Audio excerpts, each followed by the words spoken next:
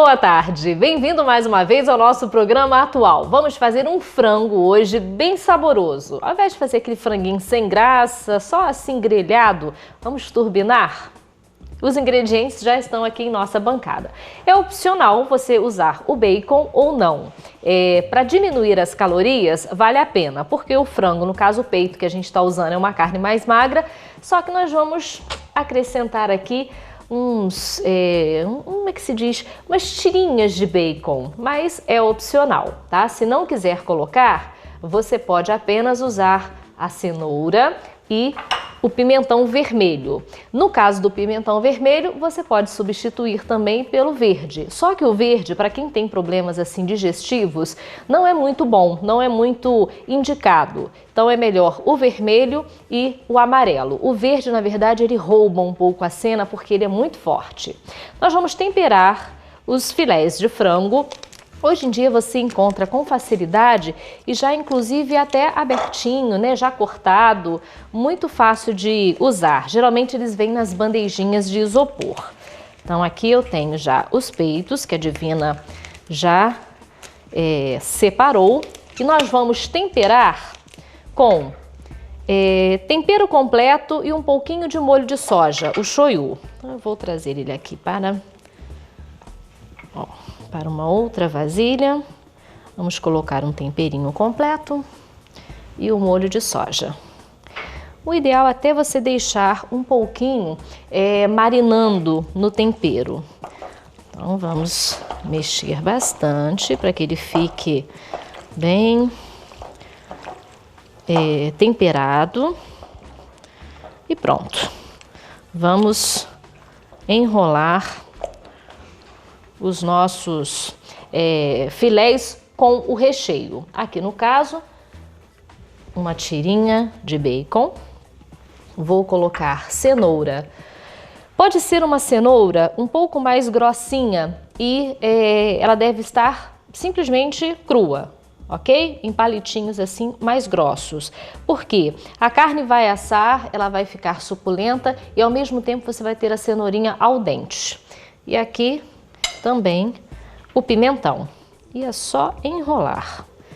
Enrolar e fechar com um palitinho. Lembrando que na hora de servir, lembrar de tirar o palito, porque senão alguém pode se machucar. A carne fica fechada, sem problema nenhum. Esse aqui tá grande, eu vou colocar até mais um palitinho aqui, ó, 3 palitinhos para ficar bem fechado. E vou colocar com um pouco de azeite em um refratário que vai depois direto para o forno. Você fazendo aqui um arrozinho, pronto, você já tem uma carne bem suculenta. Vamos repetir a dose? Então pega o filé de frango que já está temperado com um pouco de molho de soja e um tempero que você esteja acostumado, pode ser pronto, ou você pode temperar com um pouquinho de sal e pimenta do reino. E aqui, ó, uma tirinha de bacon que pode ser opcional. Aqui a nossa cenoura, o pimentão e pronto. Vamos fechar com o palito. Aqui esses filés estão grandes, então eu estou usando aqui uma base de 3 palitinhos, ó, para fechar. E prontinho. Não tem mistério. E ao invés de fazer apenas, né, um filezinho de frango grelhado, essas coisas todas, você pode apenas fazer um arroz branco, uma salada e já está tudo garantido para você. Tá vendo? Cozinha mais fácil, impossível. Na hora de levar ao forno, você fecha com uma folha de alumínio, né, papel laminado, só aqui por cima, com a folha, a parte mais brilhosa para baixo. Então, ó, vem aqui comigo. Essa parte brilhosa, ela fica para baixo, porque retém mais calor e aí, ó, você deixa bem fechadinha. Quanto tempo de forno, Divina? 30 minutos. O ideal é você fazer o seguinte, deixe 20 minutos, tire o papel laminado e deixe por mais 10 minutos para dar aquela corada bonita no frango. Gostou da ideia? Então é só comprar os ingredientes e aproveitar mais uma dica do nosso programa atual para o seu dia a dia. A dica do nosso programa é você fazer algo bem gostoso, de uma forma diferente, mas com o que você tem em casa que fica fácil de cozinhar, ok? Atual.tv.br é o endereço do nosso site eletrônico, que tem um lugar reservado para aquele recado especial que a gente adora receber, viu? E não se esqueça de curtir e compartilhar a nossa página do Facebook, porque você pode também ganhar presentes. Nesses 31 anos do SBT, a gente compartilha tudo, inclusive presentes aqui no programa. Um breve intervalo e já já eu volto com a nossa receita de hoje.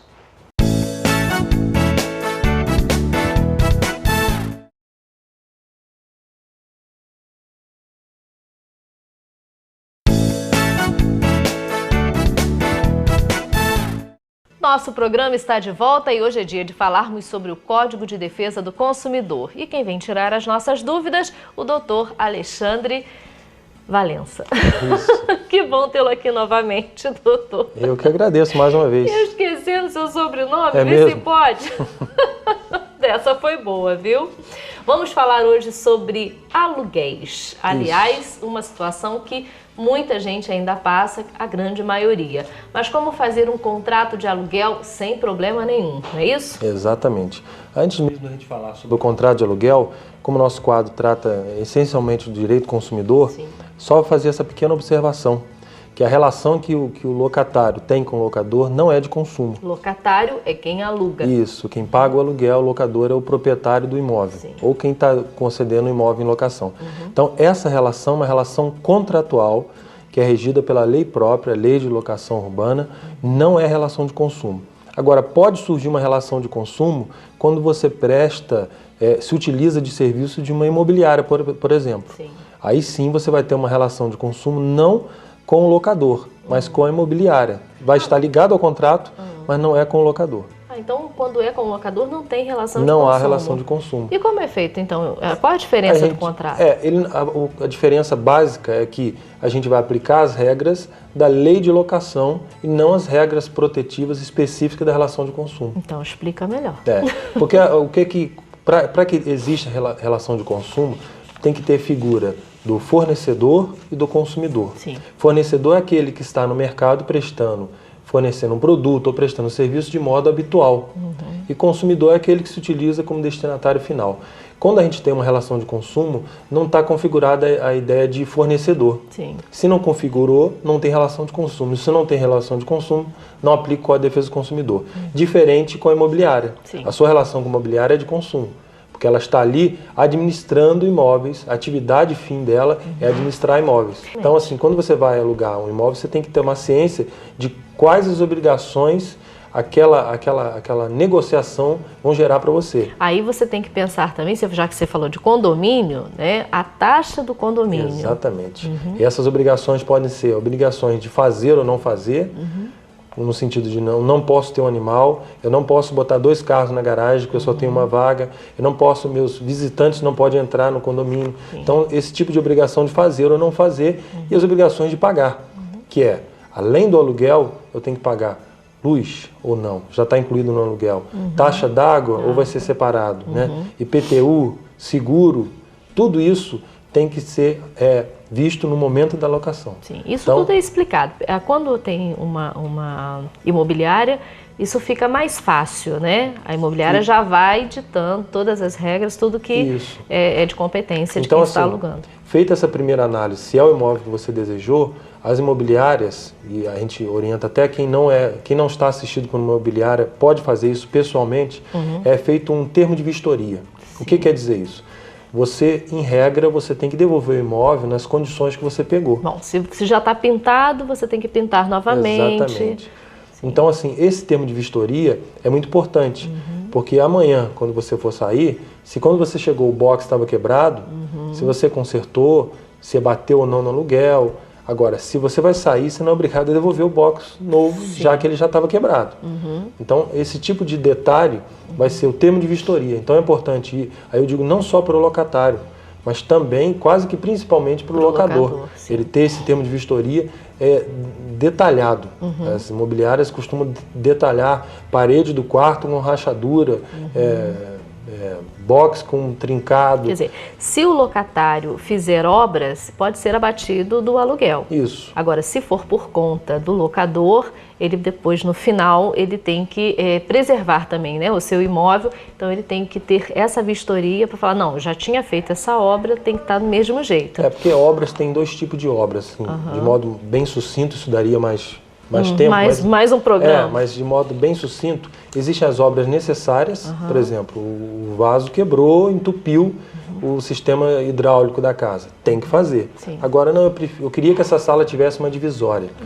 Tem que tomar cuidado com isso. Sim. Porque às vezes o contrato permite ou não a obra. Às vezes a convenção de condomínio não permite que seja mudada a fachada externa. Sim. Então tem que tomar cuidado com todos esses critérios de possibilidade ou não, até porque se você fizer uma obra que, embora fosse permitida, sem autorização do locador, se for uma benfeitoria que é chamada de na verdade, não necessária, mas útil, que vai só embelezar ou qualificar o imóvel, ela vai se incorporar ao imóvel. E para isso que serve o nosso quadro, justamente para a gente tirar essas dúvidas, e se você tiver alguma, pode entrar direto em contato com o Dr. Alexandre. Qual o número do telefone, nosso endereço eletrônico? O endereço eletrônico é meudireito, @gigalink.com.br. O telefone é prefixo 22-2527-1054. Só uma pergunta antes, agora de curiosidade, a questão dos condomínios. Seria até um outro tipo de assunto, mas, por exemplo, taxa extra, quando vai fazer alguma benfeitoria, no caso, no condomínio de uma forma geral. Quem deve pagar essa taxa extra, o locatário ou o locador? Isso que você falou, daria um programa isso. Daria um programa, mas, não assim, muito resumidamente, depende da característica dessa reforma. Se ela for de manutenção ou se ela for de construção, por exemplo. Vai construir uma piscina, área de lazer. Isso, aí seria do locador, porque aquilo vai beneficiar o imóvel como um todo. Agora, colocação de um elevador. Isso, também. Agora, se for pintura externa, é de consumo. Então, cabe ao locatário. Então, tem que ser explicado isso de modo também. Muito sucinto, tá? A gente teria que ter um pouquinho mais de tempo para explicar melhor. E isso tudo teria que estar explicado no contrato de aluguel. Isso tudo tem que vir especificado. Para depois não ter nenhum tipo de complicação na hora dessas taxas extras que sempre aparecem, né? Exatamente. É importante também que o locatário participe das reuniões de condomínio. Ele pode e deve participar das reuniões, porque as decisões de reunião de condomínio que todo mundo acha chato, enjoado, vão influenciar nas obrigações dele. Com certeza, dele e também do seu locatário. Do locador. Tá certo. Muito obrigada, né, mais uma vez pela sua presença e até a próxima. Até a próxima. Obrigada. O nosso programa vai para um breve intervalo e volta já já.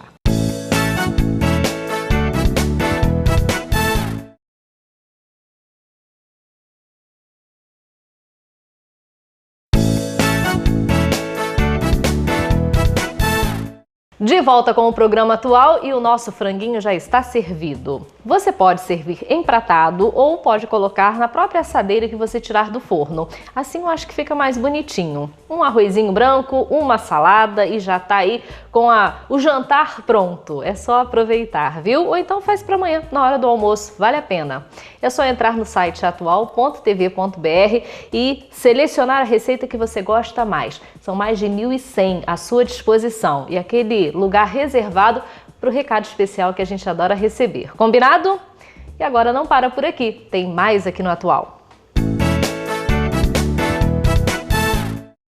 Depois de mais uma delícia na nossa cozinha, voltamos aqui para o estúdio com a nossa consultora Camel Chicre. E hoje nós vamos falar sobre como receber um amigo em casa para um jantar formal. Olá, Camel. Oi, tudo bom, Lu? Como receber um amigo, até fazer um jantarzinho para o seu marido, a dois, né? Mas formal. Formal. Esse é totalmente formal. Por quê? Depois nós vamos falar de recepção de amigos. O que caracteriza um jantar mais formal?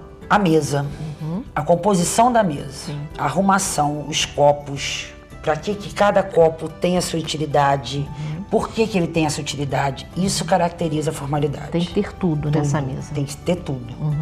Tá? No nosso caso aqui, a única coisa que nós não temos aqui é o prato de salada. Tá. Nós não vamos servir salada de entrada. Não tem salada. Não tem salada, nós vamos servir um creme. Você imagina que tem um creme de carpaccio. né? Tem que mentalizar, ela tá me deixando com fome.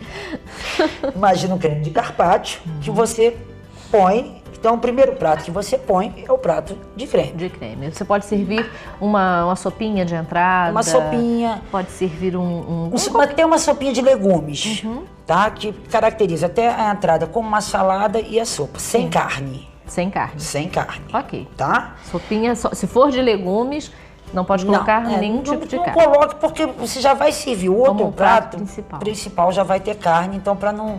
Que a carne por si só, ela já tem um... E aí na hora de servir, por cima mesmo do prato... por cima do prato. Raso. Raso. Uhum. Num jantar formal, ou você tem alguém te servindo, ou você mesmo está servindo. Né? Se for um casal, pode ser que seja mais aconchegante que você mesmo sirva. Se for um grupo de amigos, o importante é ter alguém uma copeira, ali, né? Um garçom para te servir. Ok. Tá? E ele vai retirar esse prato, tá?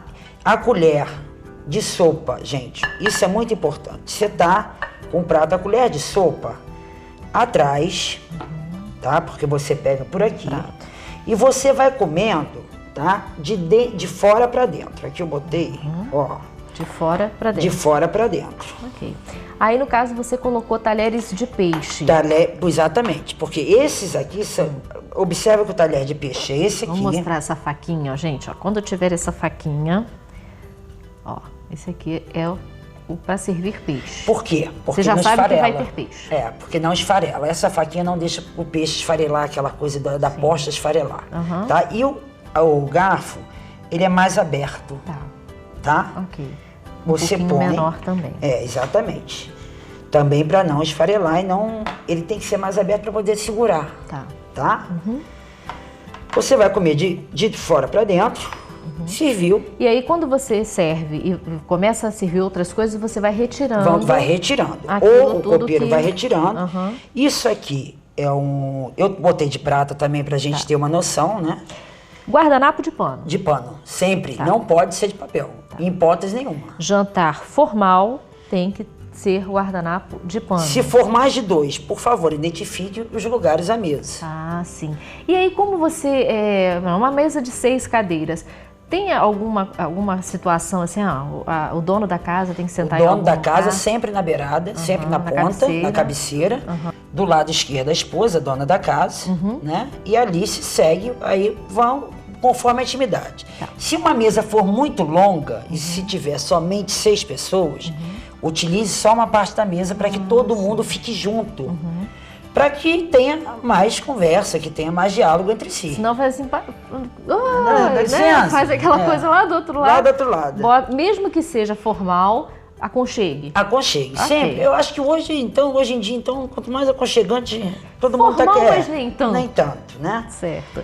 E as taças? Sempre você vai botar, né? Sempre um copo de água, o copo que é para servir a água.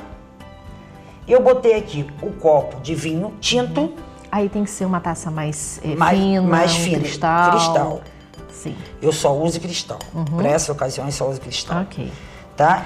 Mas assim, se você não tiver em casa, pode ser a taça mais bonita. Lógico, que tenha. Que tenha. Não é isso? Não, se com certeza. É o que você fizer. Com certeza. Né? E esse aqui é do Prosecco. Ok. Ou mais comprido. Mais comprido, mais longo para borbulhar. Ok. Eu trouxe aqui o de conhaque. Tá. Que ele é mais bojudinho. Mais bojudinho. Né? Geralmente... você aquece ou pode flambar. Sim. Tá? Eu trouxe o do licor, o do vinho do Porto, para após o jantar. Sim. Quer servir um licorzinho, a tacinha. A tacinha. Menor. E o de uísque. Se alguém, né? Se alguém quiser tomar um uísque, o de uísque é sempre maiorzinho, porque tem que caber o gelo. A boca sempre mais larga. Sempre mais larga. Ok. Tá bom? E esse raminho que você fez aqui, olha só, um raminho de alecrim, isso tem um porquê aqui. Tem um porquê. O alecrim, ele tira o teu perfume do odor do seu nariz para a comida. Ok. Então você consegue ter ele absorve os outros e realça só o da comida. Só o da comida. Ok. Porque ele não absorve o da comida. É igual o limão, Isso, posteriormente, nós vamos explicar isso, como fazer isso. Tendo isso espalhado pela mesa, já é Até uma... você, por exemplo, você está em casa, né? Tem um raminho de alecrim. Se você quiser, Coloca no coloca. guardanapo. Eu botei uma florzinha aqui, você coloca o alecrim aqui. Deixa eu mostrar aqui, ó. Lindo também. Só um pequeno... O alecrim, ele é tudo de bom, né? Eu achei ele tão bonitinho. Maravilhoso. Né? E pronto. Já está. Você trouxe também um aparador, né? Isso aqui eu trouxe. Esse aqui, que é de madeira, tá? Que é o jogo inglês, né? O americano, desculpa. Americano, né? Tem esse aqui, que é de palhinha. De palhinha, que é mais informal, né? E esse aqui, que é mais formalzinho. Também. Ok, aí você também escolhe, né, o que tem em casa e pode até fazer um, né? Esse aqui foi eu que fiz. Então, pode fazer com até papel, brincar com textura. Tudo que você faz para um jantar é aquilo que é Mas gostoso. não pro formal. Pro formal tem que ser coisas mais... formal você tem que seguir regras. Sim. Entendeu? O prato de sobremesa tem que ter todos os talheres de sobremesa. Porque mesmo que for vamos botar aí que você toma um petit gâteau, né? Com sorvete de creme. Petit gâteau você vai comer com garfo e com a faca. E o sorvete de creme você vai comer com a colher. Tem que ter os dois. Tem que ter sempre os dois. Ok, então as dicas estão dadas. Agora é só colocar em prática, não é isso? Isso mesmo. Então até a próxima. Até a próxima. A próxima você vai ensinar como receber vários amigos. Aí fica mais fácil. Bem mais. Tá certo. O Atual vai ficando por aqui, mas volta amanhã. Não perca. Fique agora com o SBT Cidade.